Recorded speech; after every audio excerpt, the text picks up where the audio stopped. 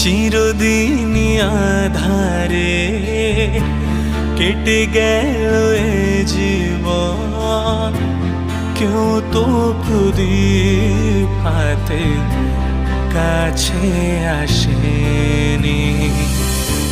দূর থেকে দেখেছি পূর্ণিমা রাত আমি, কখনো আমার ঘরে জ্যোৎস্না ফোটেনি। চিরদিনই আধারে কেটে গেল এ জীবন, কেউ তো প্রদীপ হাতে কাছে আসেনি।